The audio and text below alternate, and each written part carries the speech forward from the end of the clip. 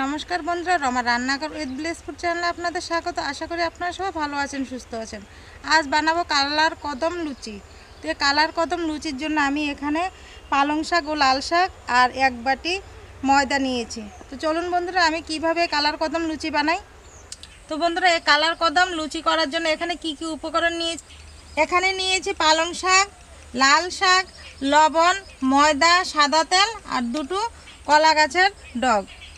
Colour কদম করার জন্য আগে আমি লাল শাকটা বেটে নিচ্ছি।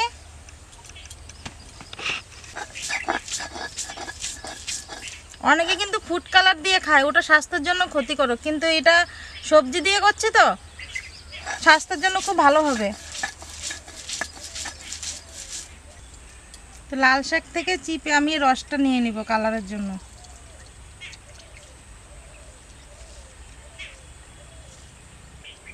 আমি একটা কাচের বাটি নিয়েছি, এতে এই ময়দাটা আমি ঢেলে দিব। দিয়ে দেব স্বাদ মতন লবণ, দিয়ে দিচ্ছি সাদা তেল,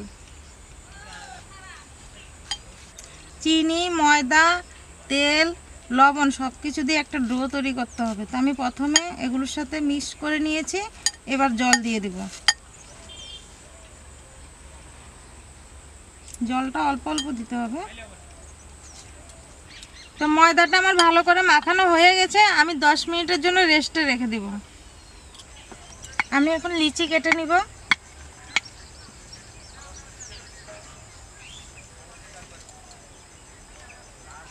দেখুন এই সাইজের করে নিয়েছি।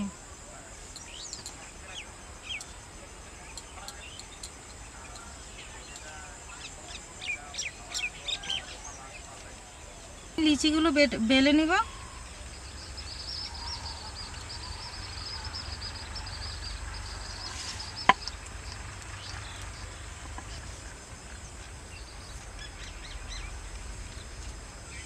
দেখুন আমি এই সাইজ করে নিয়েছি, আর রুটিটা অত বেশি হালকাও হবে না, অত বেশি মোটাও হবে না। তারপর আমি একটা দেখুন এরকম ফুটাওয়ালা প্লেট নিয়েছি, তার উপরে রুটিটা বেলতে হবে।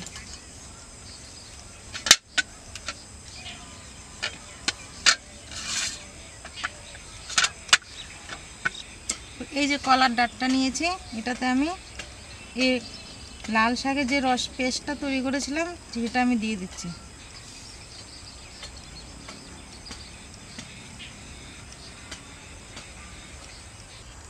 দেখুন কি সুন্দর হয়েছে।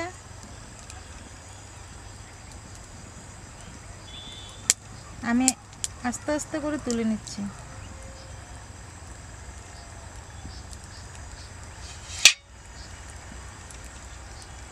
সেম ভাবে আমি এই লুচিটা একটু বেলে নিচ্ছি। আমি এই পালং শাকের কালারটা এর ভিতরে দিয়ে দিচ্ছি। আমি তুলে নিব এবার।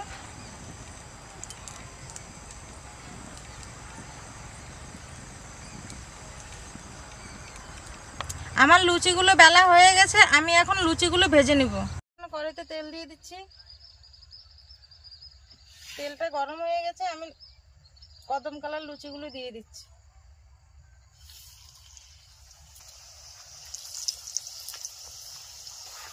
দেখুন কি সুন্দর ফুলছে।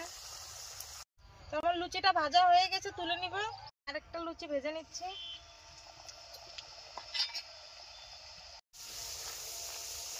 তো আমার লুচিগুলো ভাজা হয়ে গেছে, তুলে নিব। দেখুন বন্ধুরা, লুচিগুলো কি সুন্দর হয়েছে। আপনারা কে এইভাবে এরকম করে লুচি বানিয়ে খেয়েছেন আমাকে কমেন্ট করে জানাবেন। আর রেসিপিটা যদি ভালো হয়ে থাকে প্লিজ চ্যানেলটা সাবস্ক্রাইব করে লাইক কমেন্ট শেয়ার করে আমার পাশে থাকবেন। দেখা হবে পরবর্তী কোনো নতুন ভিডিও নিয়ে। ততক্ষণ আপনারা ভালো থাকুন, সুস্থ থাকুন। টাটা।